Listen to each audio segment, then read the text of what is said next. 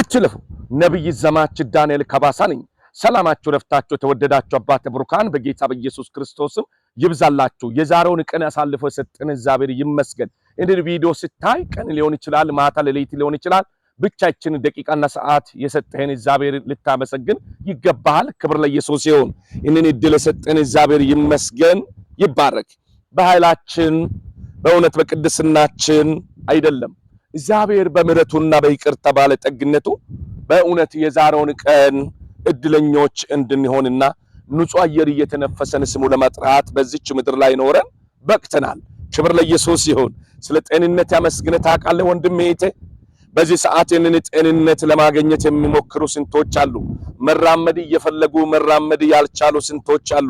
በቤቶቻቸው ውስጥ ሆኖ ንጹህ አየር የፈለጉበት ስፍራ ሄዶ መዝናናት እያማራቸው በምስል ብቻ እያዩ የሚንከራተቱ ስንቶች ናቸው።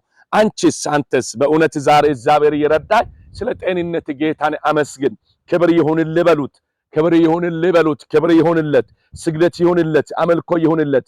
ለነገስታት ንጉስ፣ ለጌቶች ጌታ፣ ጉልበት ሁሉ ለሚንበረከክለት ለሱ ይሁንለት። ሃሌሉያ። ስለዚህ ወንድሜ ዛሬ የእግዚአብሔር ቃልና ለእናንተ አንድ ስፍራ ከማንበብ በፊት አጭር ጸሎት ልጸልይ። በቃሉ እግዚአብሔር ይናገረን።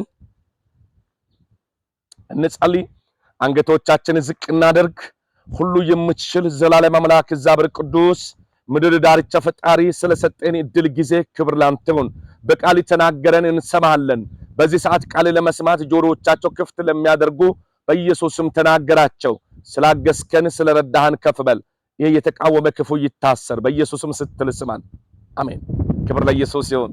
ዛሬ የእግዚአብሔርን ቃል የምናየው ማቴዎስ ወንጌል ምዕራፍ 6 ከቁጥር 31 ላይ ያለውን ነው የምናየው። በዛው ስፍራ ላይ የእግዚአብሔር ቃል እንደሚያስረዳን በዚች ምድር ላይ እስካለን ድረስ ሰዎች ብዙ ነገር ብዙ ጥያቄ እንዳለባቸው ያውቃል ጌታ። እነን ግን አስቀድሜ እኔ ስለሚያውቅ መጀመሪያ የሰማውን ጽድቁን መንገዱን እሹ የሚል ቃል በዛው ስፍራ እናገኛለን። ዛሬ ስለምትበላው ስለምትጠጣው አትጨነቅ።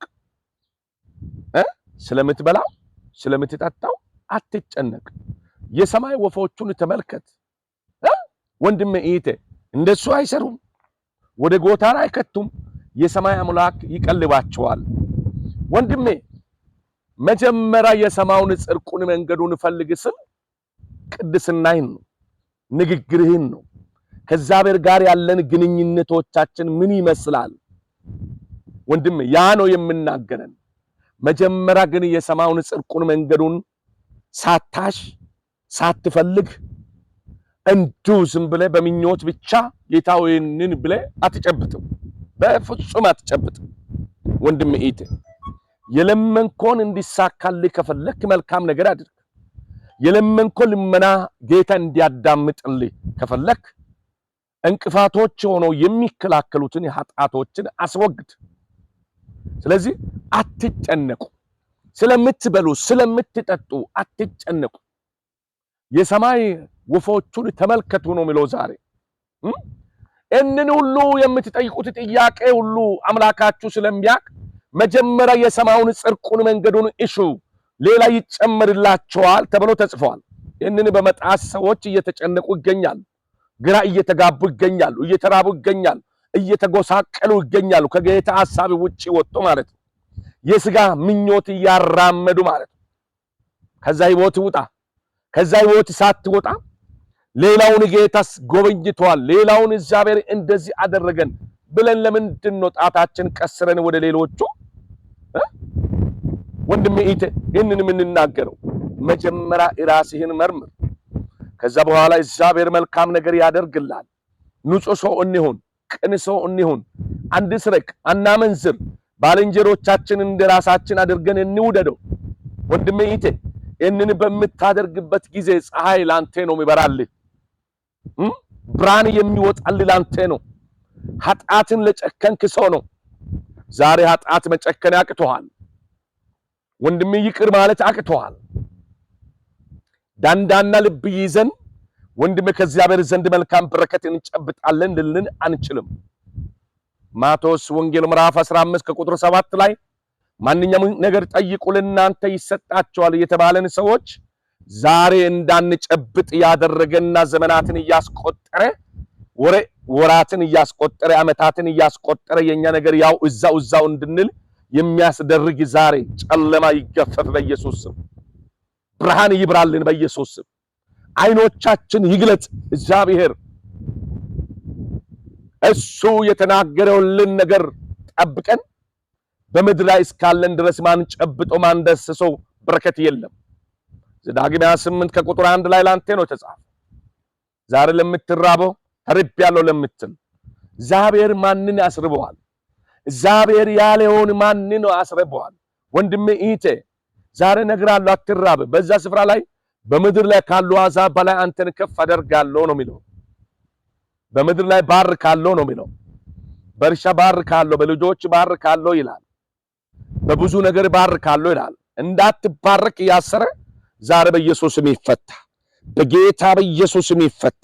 እኔ ጸልያለሁ እንደ እግዚአብሔር ሰው፣ እኔ ጸልያለሁ እንደ እግዚአብሔር ሰው አገልጋይ።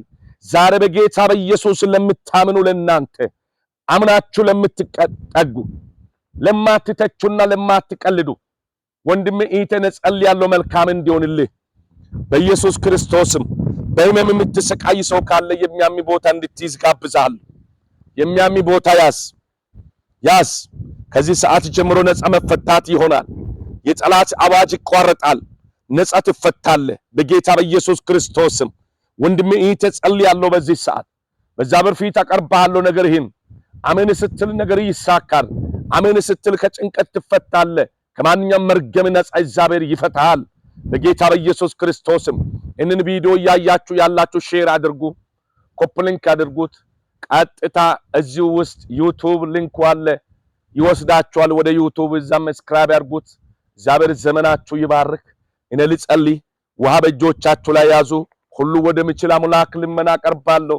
ነገሮቻችሁ እንዲሳካ፣ ነጋዴ በንግዱ እግዚአብሔር እንዲባርኮ በኢየሱስ ስም። ተማሪ በትምህርቱ እግዚአብሔር እንዲባርኮ።